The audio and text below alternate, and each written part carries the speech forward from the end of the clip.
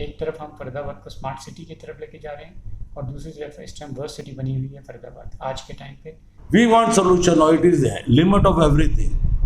बाहर को शिवालिक फ्रेंड्स की फैक्ट्री विजिट कराई, बीच में 2 घंटे खूब धमाधम बरसात हुई तो बाहर कहता मिस्टर अग्रवाल क्या बोट से चलेंगे ना एसपीएल इंडस्ट्री। लेबर पैदल बड़ी मुश्किल से पानी में से होती हुई भीगती हुई यहाँ पर आती है और ये 2 साल से 2.5 साल से बल्कि यही हालत है इन सड़कों की।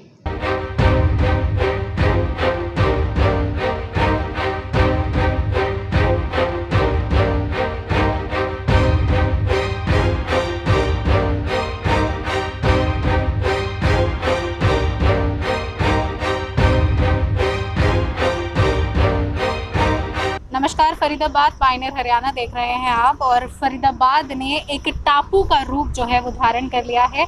आप देख सकते हैं कि किस बुरी तरीके से ये जो सड़कें हैं वो बारिश के पानी से लबालब भर चुकी हैं। ऐसे में सबसे ज़्यादा परेशानियां जो झेल रहे हैं वो हैं फरीदाबाद के इंडस्ट्रियलिस्ट। यहाँ के जो वर्कर्स हैं या जो इंडस्ट्रियलिस्ट हैं उन सभी का ये कहना है कि प्रशासन से बार बार गुहार लगाने के बावजूद सड़कों का जो पुनर्निर्माण है वो नहीं करवाया गया और हर साल यही स्थिति जो है वो पैदा हो जाती है। और देखने वाली बात ये है कि जैसे जैसे ये गुहारें लगाई जाती है वहीं कहीं ना कहीं प्रशासन भी अपने अधिकारियों को टिका कर नहीं रखता। अभी हाल फिलहाल की ही बात है कि गरिमा मित्तल जी निगम आयुक्त थी और अब उनका ट्रांसफ़र कर दिया गया है। ऐसे में इंडस्ट्रियलिस्ट इस बात से भी परेशान है कि वो लगातार कितने अधिकारियों को इस बारे में सूचित करें या ऐसा क्या कदम उठाएं। उनका कहना है कि वो किसानों की तरह आंदोलन नहीं कर सकते, वो ऐसे अपने कामों को बंद नहीं कर सकते। कहीं ना कहीं वो इस बात से मजबूर हो जाते हैं कि उनकी कंपनियां वहीं पर सिचुएटेड हैं तो उन्हें उठाकर वो कहीं और तो ले जा नहीं सकते। ऐसे में देखने वाली बात ये है कि जो सड़कें हैं उनका पुनर्निर्माण क्यों नहीं होता या जो हाउस टैक्सेस भरे जाते हैं कंपनियों द्वारा वो उनका उपयोग कहाँ पर किया जाता है। जैसा कि आप देख सकते हैं इस वक्त हम मौजूद हैं 24 सेक्टर में और यहाँ पर जो सड़कें हैं वो पूरी तरीके से पानी से लबालब भर चुकी हैं। चाहे ओवरलोडेड ट्रक्स हो या ऑटो हो या पैदल चलने वाले लोग हों या फिर जानवर हो, सभी को इस पानी से होकर गुजरना पड़ रहा है। और मैं आपको बता दूं कि ये पानी जो है वो बहुत ही गंदा है, इसमें बहुत सारी बीमारियां भी पनप रही होंगी कहीं ना कहीं। मैं आपको बता दूं कि यहाँ पर बहुत सारी इंडस्ट्रीज़ भी सिचुएटेड हैं जिनमें से एक है गुलाटी स्टील्स। हम उनके ओनर से जानेंगे कि वो किन परेशानियों का जो है सामना कर रहे हैं और उनके वर्कर्स को कितनी परेशानियां होती हैं यहाँ से गुजरने में। फरीदाबाद औद्योगिक क्षेत्र में टूटी सड़कें और जलभराव बड़ी समस्या बन चुका है। उद्योगों में कच्चा और तैयार माल लाने ले जाने के लिए वाहनों और राहगीरों को गड्ढों का सामना करना पड़ता है जिसमें वे भारी परेशानी का सामना करते हैं। दोपहिया सवार कई लोग इसमें गिरकर घायल हो चुके हैं। फरीदाबाद में रोड पर अव्यवस्थाओं का बसेरा है।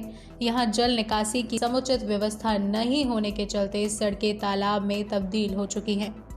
दिन रात औद्योगिक इकाइयों में काम करने वाले कई कामगार और राहगीर इन गड्ढों में गिरकर घायल हो चुके हैं। उद्यमियों के साथ साथ यहाँ से गुजरने वाले लोग भी परेशान हैं। नगर निगम से कई बार इसे बनवाने का मुद्दा उद्योग बंधु की बैठक में उठाया जा चुका है, लेकिन कई साल से हालात जस के तस हैं। औद्योगिक क्षेत्र में सड़क और नालों की समस्या को लेकर हजारों बार प्रशासन से गुहार लगाई गई है, लेकिन कोई हल नहीं निकला, जिससे उद्योगों को भारी नुकसान हो रहा है। एक तरफ फरीदाबाद को स्मार्ट सिटी कहा जाता है, वहीं दूसरी ओर फरीदाबाद की हालत बद से बदतर हो चुकी है। ये प्रॉब्लम बताऊं क्या है कि हमारे जब कोई प्रॉब्लम आती है, इशू उठता है, 2-3 दिन से मैं अपने मोबाइल में भी पढ़ रहा हूँ, लोगों के व्हाट्सएप आ रहे हैं, this is the hell which we are living in. अब क्या होता है, ये बारिशें ख़त्म होंगी, 10 दिन बीत जाएंगे, फिर सारे ठंडे बस्ते में चले जाएगा। इसी की हमारी कमजोरी को एडमिनिस्ट्रेशन भी समझता है, वो इसीलिए वो कहते हैं ये थोड़े दिन चिल्लाएंगे उसके बाद ये ठंडे पड़ जाएंगे। इन चीज़ों का हमें सोल्यूशन वंस फॉर ऑल ढूंढना पड़ेगा।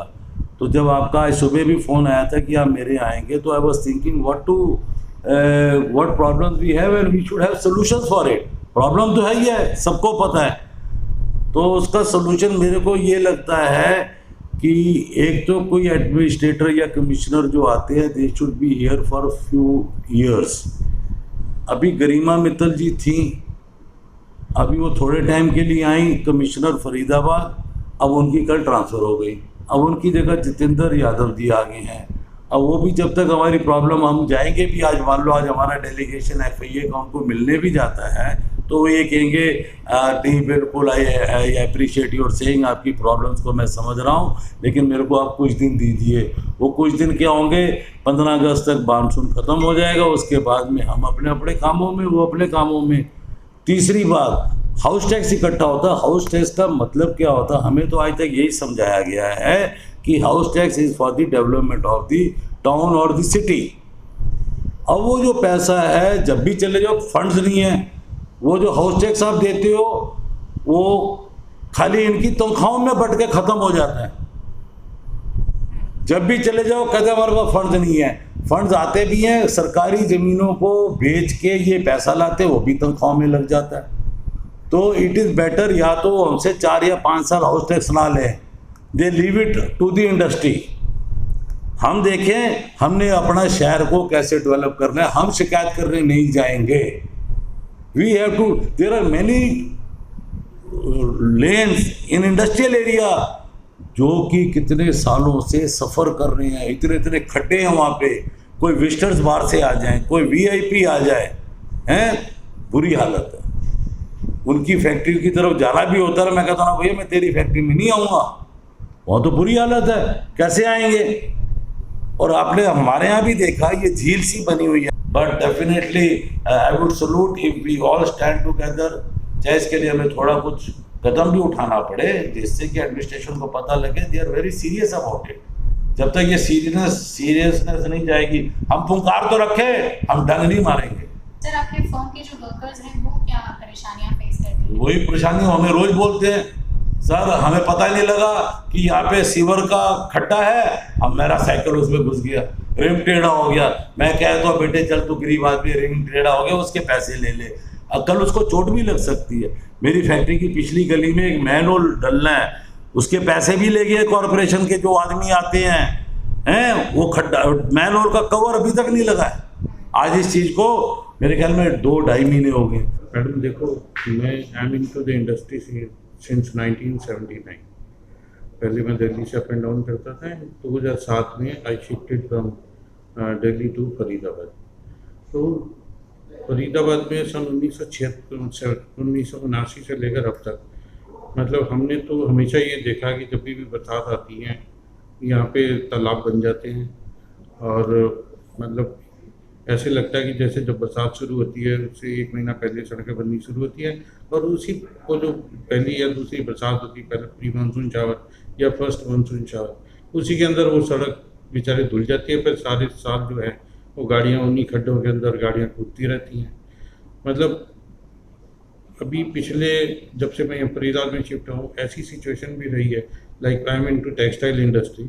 तो बायर्स वगैरह we are the vendors for Walmart, JC Penney, Sears, Kohl's, Starrett stores etcetera from US and UK। तो बायर्स हमारे पास आते हैं, मतलब सेक्टर 6 के अंदर शिवालिक प्रिंट्स के नाम से एक फैक्ट्री, दूसरी अपनी SPL इंडस्ट्रीज के नाम। तो बायर को शिवालिक प्रिंट्स की फैक्ट्री विजिट कराई, बीच में 2 घंटे को धमाधम बरसात हुई। तो बायर कहता मिस्टर अग्रवाल क्या बोट से चलेंगे SPL इंडस्ट्रीज? ऐसी सिचुएशन फेस करने को, मतलब which is very embarrassing for us.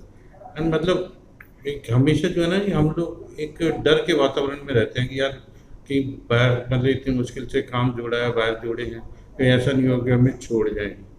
तो मतलब अभी अच्छा पिछले 5-7 साल के अंदर इंफ्रास्ट्रक्चर के ऊपर सरकार ने बहुत पैसा खर्च किया है, लेकिन सारी सड़कें जो है पहले जो टूटी फूटी सड़कें थी सारी सीमेंट की सड़कों में तब्दील हो गई हैं।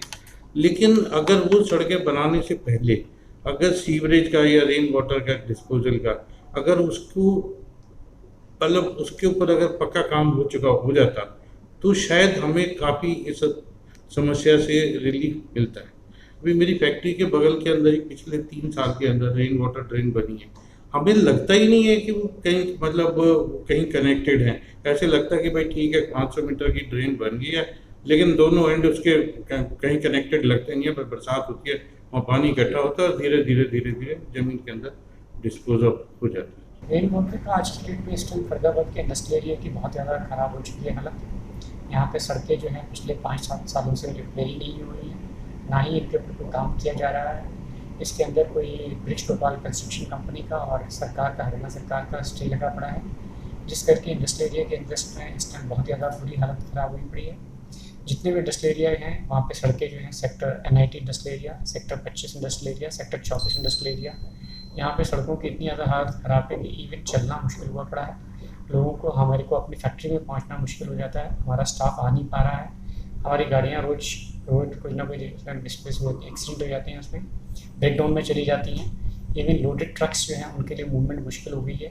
लोडेड ट्रक्स की रोज़ कोई ना कोई हमारे पास एक कंप्लेंट आ जाती है मेरे पास कि आज हमारे गाड़ी का ट्रक कोई एक्सल टूट गया, कभी कुछ हो जाता है, कभी टायर उसका कट जाता है, बिकॉज इतने गहरे गहरे गड्ढे हो चुके हैं, कभी ट्रक कहीं ना कहीं एक्सीडेंट करके ख़राब हुआ पड़ा होता है। इसकी हमने बहुत बार कंप्लेंट कर रखी है, बट इसके ऊपर कोई सुनवाई नहीं हो रही है। हम चाहेंगे सरकार से कि इसके ऊपर सुनवाई करें और इसके ऊपर कोई एक्शन लें, इमीडिएटली इनको प्रोवाइड करके ठीक करें। इसके अलावा हमारे यहाँ पर ड्रिंकिंग वाटर की समस्या चल रही है, पीने का पानी नहीं है। हम इंडस्ट्रियल एरिया के अंदर पानी सबको बिना इंडस्ट्री बिना पानी के चलती नहीं है, जिसके लिए पानी हमें ख़रीदना पड़ता है और इसका पानी का माफिया चल रहा है जो कि पानी सप्लाई करता है, पानी बेचता है, रोड ट्रैक्टर्स के हिसाब से पानी आता है, हमें पानी खरीद के काम करना पड़ता है, जो कि एक बहुत बड़ी समस्या है हमारी इंडस्ट्री की। हमने इसके लिए भी सरकार को बहुत बार बोला है, बट इसके ऊपर कोई सुनवाई नहीं हो रही है। हम सरकार से दरख्वास्त करेंगे कि इसके ऊपर भी सुनवाई करें, पानी का प्रोविज़न करें। बेसिक एमिनिटीज़ जो हैं इंडस्ट्री की, पानी और सड़क, कम से कम इसका प्रोविज़न तो करें, ताकि वो चाहते हैं कि हम इतनी रेवेन्यूज़ दे सकें या आज हम किसी से कंपेयर कर सकें।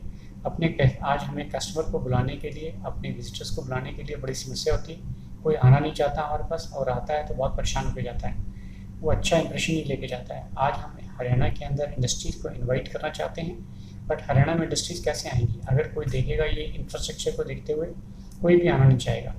ठीक है, हरियाणा के पास अपने एडवांटेजेस हैं कि दिल्ली के अंदर, दिल्ली के नज़दीक बैठे हैं। 2.5 साल से एकदम सड़क टूटी हुई है और नई सड़क बनी नहीं है, खड्डे गहरे गहरे होते जा रहे हैं। बीच बीच में हमने मलबा डलवा के कुछ मोटरेबल बनाया, लेकिन वो मलबा हट जाता है तो फिर वही हालत हो जाती है। तो इसमें से तो ना तो गाड़ी आ सकती है, ना मोटरसाइकिल, ना साइकिल, कुछ भी आ नहीं सकता। लेबर पैदल बड़ी मुश्किल से पानी में से होती हुई, भीगती हुई यहाँ पर आती है। और ये 2 साल से, 2.5 साल से बल्कि यही हालत है इन सड़कों की। और खाली यही सड़क नहीं है हमारे इस एरिया की, वर्लपुल वाली, इसके साथ में पैरेलल सड़क है, उसका भी यही हालत है। FIA के सामने से जो सड़क आ रही है उसका भी यही हालत है, और लंबे अरसे से है। और हमने इस इश्यू को हर लेवल के ऊपर उठाया, श्री कृष्णपाल जी से उठाया, कमिश्नर्स के लेवल पे उठाया, मूलचंद जी से लेवल पर उठाया, लेकिन अभी तक कोई समाधान इसका निकाला नहीं है। और हमने तो यहाँ तक कहा कि सड़क नहीं बनने का बजट नहीं है आपके पास में, तो कम से कम खड्डे तो भरवाते रहो, जिससे कि वर्कर्स फैक्ट्रियों में आते हैं, हज़ारों वर्कर काम करते हैं यहाँ पर, और एक्सपोर्ट यूनिट्स हैं यहाँ के ऊपर जो एक्सपोर्ट जाते हैं। तो हम, हमारे विजिटर्स आते नहीं हैं, अभी ला ही नहीं सकते उनको, क्योंकि ये तो ट्रैक्टर में बैठने वाली हालत हो रही है इस वक्त में। मैंने वीडियो भी शेयर किया है और वीडियो भी भेजे हैं, सब लेवल के और भेजे हैं, लेकिन अभी तक कोई इस पर एक्शन नहीं हुआ। बहुत ही हालत ख़राब है।